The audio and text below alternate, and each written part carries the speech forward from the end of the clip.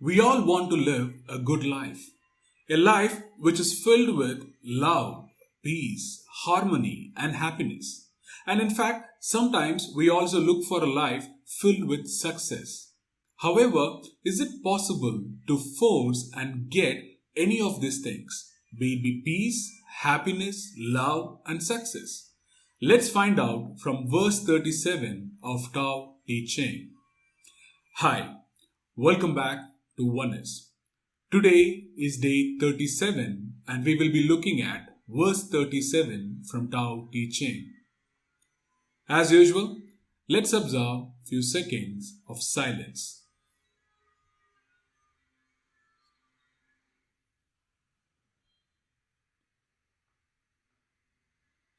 Thank you. So now let's look at verse 37. And by the way, today with the end of verse 37, we will come to a first part of Taoteching. As we know, the first part, it is from the verse 1 to 37, talks about the way, the Tao. From the verse 38 until verse 81, it talks about the virtue. So tomorrow we will be moving on to the next section of Taoteching. With that, let's go into the verse 37. Tao abides in non-action, yet nothing is left undone. So the nature of Tao, it is non-action. What it means is, the nature doesn't force its way to do things. Rather, it believes in non-action, without force or interference. Without interference and force, everything flows naturally. And by flowing naturally, everything gets done. And that's what Laotzu means in the first two lines. Then he goes on to say, if those in power observed this, the 10,000 things would develop naturally. And what Laotzu means here is, if a person who aligns himself with the nature of Tao, which is not forcing and interfering, then everything will fall in place. Everything evolves as it's supposed to, as the way of nature. To give you an example, most often we feel the restlessness within just because we wanted to achieve things faster. There is an impatience within us which tells us, oh, I have to become number one in something. Be it be within your office, be it be any competition, be it be anything. Or also we wanted to acquire wealth faster. So that constantly puts us in a stressful state instead of trusting the nature of things. So when we allow ourselves to trust the nature, trust the natural process of evolving, then we will not be at stress. We will not force or interfere with our own growth. We will not be impatient. Rather, we will be patient with our own self. And the same example also can be related with a parent and child equation. Most often, the parent have their own preconceived ideas and thought that their child has to behave in a certain way.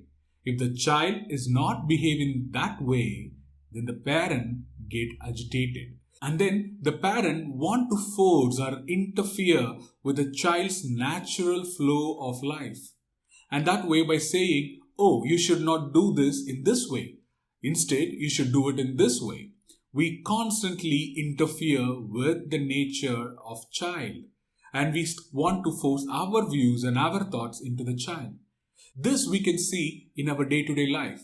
When the child is growing, sometimes they do their own mistakes. Sometimes they make noise and they be playful, they won't be quiet, they won't attend to the classes or anything.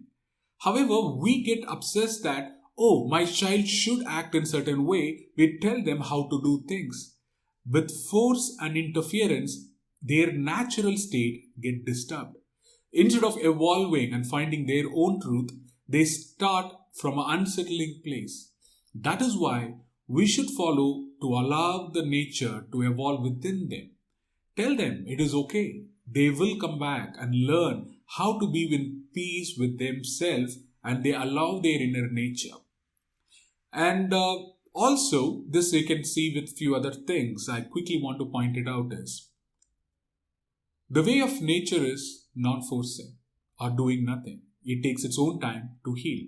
For an example, we cannot force the growth of a plant or a tree or an animal or any being.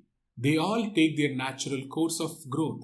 Some will grow in 6 months, and some trees and plants grow for almost years. It depends completely on its own nature. We cannot force it. Likewise, we cannot force love. The love has to come naturally. Even our human body, if we have any kind of a wound, it will take its own time to cure or repair itself. The body has all the knowledge and intelligence to cure and recover. However, we should be patient and allow the time to heal. So that is a natural process instead of forcing and interfering. And just imagine, sometimes when we have a wound, it becomes itchy. So we are forced to scratch it. Thus, by scratching, it doesn't heal the wound faster. Instead, by interfering, it takes much longer to heal the same wound. And that is a way of nature, and which is of non-interference, non-forcing, and non-action. With that thought, let's go to the next line. If they still desire to act, they would return to the simplicity of formless substance. So if you want to act, then return to a formless nature. And what he means by formless is, don't carry your ego or your strength. Instead, be formless. And then he says, without form, there is no desire. So without we have any identity of me superior and someone has to follow us, there is no identity, and then there is no desire to control our own self or someone else. And without desire, there is tranquility. What is tranquility? When we don't have a desire, we find the inner peace, which is nothing but a stillness. And in this way, all things would be at peace. When we don't force, when we don't interfere with the natural evolution or natural way of things, then everyone, and including us, we will be at peace. And that's what the verse 37 talks about. So with that, we come to one actionable thought for today. The actionable thought for today is, whenever you find yourself at restless, when you want to force things or interfere with things within your own self or people around you, then try to follow the way of non-action. Don't take any action. Instead, be at your peace. The people will automatically settle in their own place, and they also find the peace, and they also know how to come back to the natural self automatically without any interference or force. So with that thought, let's conclude verse 37 and talk to you tomorrow. Thank you.